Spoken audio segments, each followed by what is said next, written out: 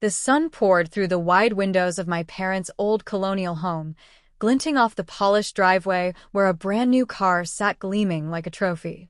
I adjusted the silk blouse against my skin, the subtle scent of my vanilla perfume masking the anxiety I felt. A laugh from the patio floated in, my brother Jason's voice mingling with the chatter of cousins I hadn't seen in years. I told myself I was coming back only for appearances, but the memories of past humiliations gripped me tighter than I expected. I slipped my phone from my purse, scanning the messages from my best friend, Olivia, who had warned me, "Brace yourself. They'll never change." My fingers lingered over the screen, heart tugged between the poised, composed woman I'd become and the girl who had always been second in their eyes. Then it hit me, the trigger. My mother's voice, warm but condescending, saying, "Samantha, darling, you'll sit over there, of course. Jason gets the spotlight this year." My stomach twisted as the words washed over me. The car in the driveway, pristine new, had my name on the title, but they hadn't even looked. I closed my eyes, breathing in the moment. They thought I was the same girl, overlooked and polite. They had no idea what lay beneath the surface. I remember that day like it was yesterday, even though it had been 10 years. I was 18, fresh out of high school, heart full of hope but weighed down by the ever-present shadow of my family's expectations. Jason had just gotten his driver's license and my parents, in their typical favoritism, decided to gift him a brand new car, a sleek, cherry-red coupe. I forced a smile, standing beside him as he squealed with delight, the keys jingling in his hand like a mocking tune. "Don't be sad, Sam," my mother said softly, resting a hand on my shoulder. "You'll get your turn someday." But her words were hollow, like paper-thin veils over the truth. I was always second, always overlooked, always the quiet achiever who didn't demand attention and therefore didn't deserve it. I felt my throat tighten, my hands trembling as I touched the polished hood of the car that should have, in some small way, been mine. My father clapped Jason on the back, beaming with pride, while I lingered at the edge, invisible. The sting was sharp, a cocktail of jealousy and hurt that left a bitter taste in my mouth. I wanted to shout, to demand recognition, but the words lodged stubbornly in my throat. That evening, as the house settled into a quiet lull, my grandmother found me sitting on the porch steps, staring at the darkening sky. She handed me a small leather journal, worn but comforting, and said, "Sam, the world doesn't hand you what you deserve. You carve your own path. Keep this, and write every step of your journey. One day, they'll see you, not because you ask, but because you earned it." Her words ignited something inside me, a quiet fire. That night, I made a promise to myself. I would leave the confines of favoritism and small expectations behind. I would build my life on my own terms, not theirs. I would be more than second. And if they thought they had the power to define me, they would be in for the surprise of their lives. The next morning, with the journal tucked under my arm and a resolve stronger than any fear, I walked out the front door, leaving behind the car, the laughter, and the unspoken judgment. I didn't know how or when, but I knew this wasn't the end. It was the beginning. Leaving home that morning felt like stepping into a new world. I had no plan, just a small bag, my grandmother's journal, and a stubborn determination not to be invisible anymore. My first weeks were messy. I rented a tiny studio apartment in the city, worked odd jobs to keep food on the table, and spent nights scribbling ideas, goals, and dreams into the leather-bound journal that had become my anchor. It was during one of those long nights at a local coffee shop that I met Claire, a seasoned graphic designer who ran her own small firm. I had been sketching logos on napkins, trying to figure out how to turn my passion into a career, when she leaned over my shoulder. "Those are good," she said, her voice warm but confident. "Have you thought about freelancing? You have potential, Sam. You just need someone to believe in you." Her encouragement was like sunlight breaking through months of gray. She became my mentor, guiding me through client calls, design principles, and the business side of creativity. There were endless struggles. My hands cramped from late nights, my confidence faltered when clients rejected my proposals, and I often questioned if I was good enough. Yet each small victory propelled me forward. My first paying client, the first project that received praise, the first deposit that went directly into my savings account. I made a deliberate choice to keep my progress hidden from my family. Every call home was brief, every visit minimal. On social media, I posted only vague updates, photos of coffee cups, sunsets, and blurred cityscapes, careful not to reveal the scale of my growth. They couldn't see the loft I rented, the clients I worked with, or the small design studio I eventually launched with Claire's help. I wanted the surprise to be mine alone, a quiet satisfaction that came from knowing I had built everything without anyone's approval. There were lonely moments, too. Watching other people's milestones, hearing stories of my peers, and occasionally glancing at my old family photos made the ache of being second resurface. But I had learned to channel that hurt into fuel. Every late night in front of a glowing laptop, every pitch, every rejection, I reminded myself, I was building a life on my own terms, not theirs. Within 5 years, I had a small but thriving design firm, a growing list of high-profile clients, and a financial independence that made me feel untouchable. And yet, the greatest victory wasn't the money or the accolades. It was the quiet knowledge that I had done it all without bending to their expectations or seeking their validation. The girl who once stood on the porch steps, heart heavy with hurt, had become a woman who owned her life entirely. I would return to the reunion, but this time, I would carry more than a polished appearance and a calm smile. I would carry proof that I was no longer second. The day of the reunion arrived, and I felt a mix of anticipation and quiet amusement. My heels clicked against the marble floor as I entered the familiar colonial home, now bustling with relatives who hadn't seen me since I left for college. Jason bounded over immediately, grinning, proud of his shiny car parked outside. "Samantha, you made it," he said, oblivious to the tension simmering beneath my calm exterior. I smiled, adjusting my tailored blazer, letting my long hair fall just so. I had perfected the art of composed poise, of looking effortless even when every nerve was alert.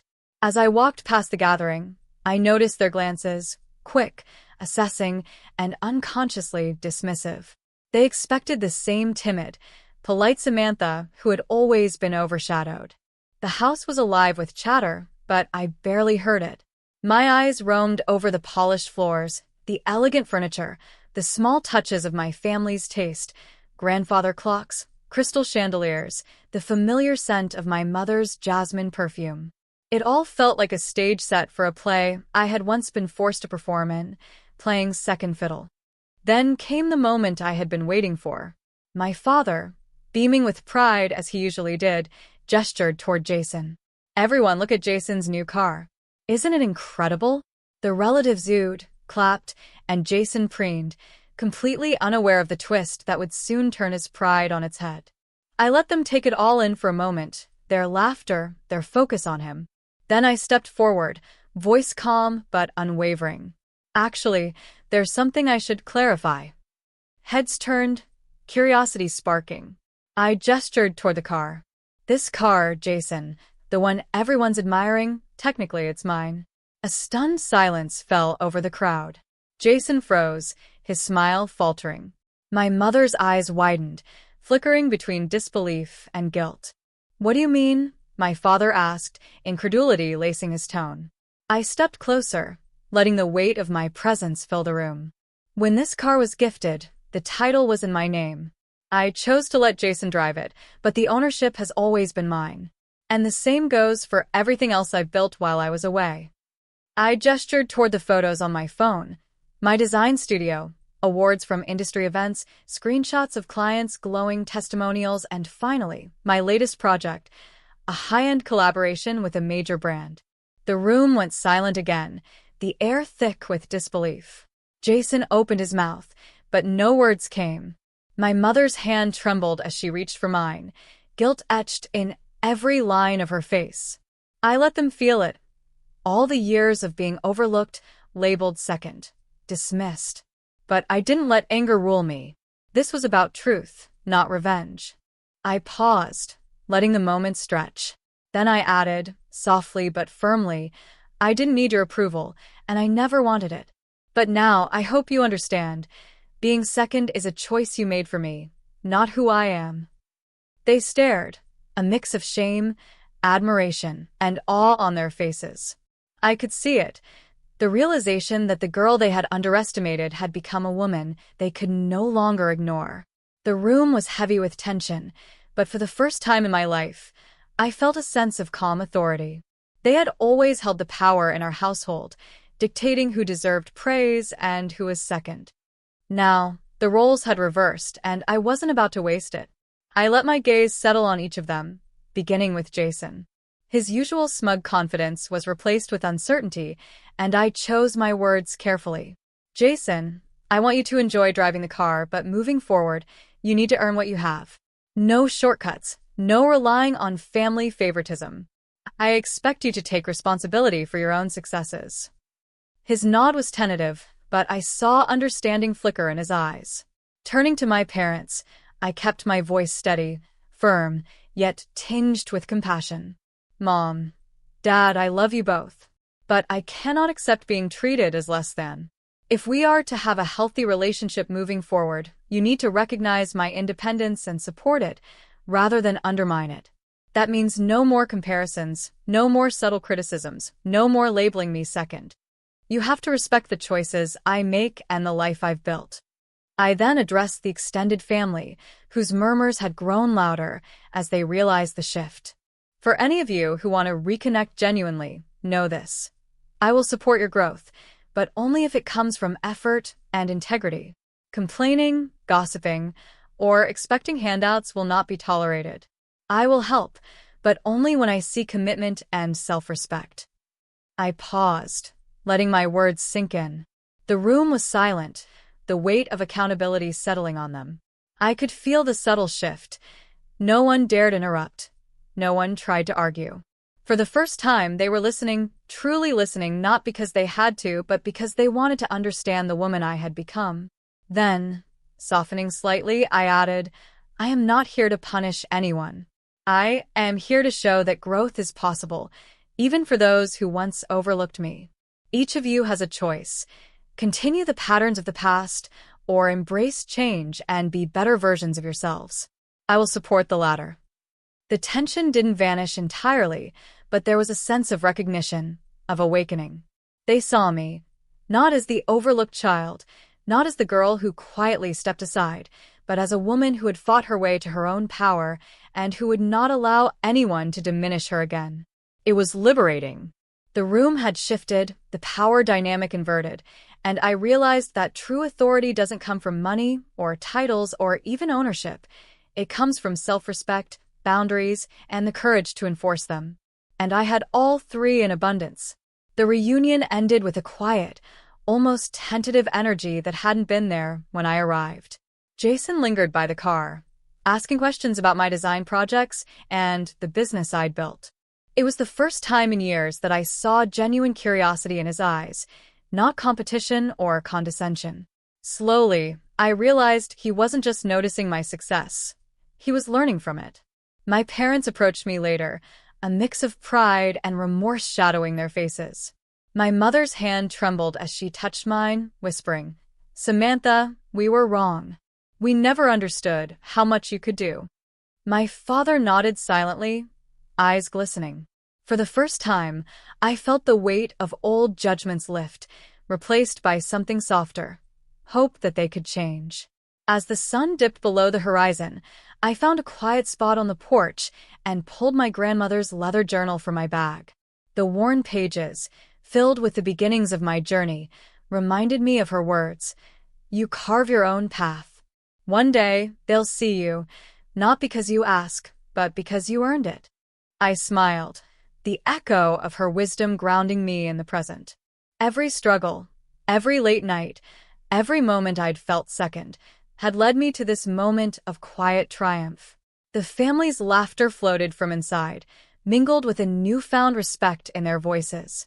Change wasn't instant, but it had begun.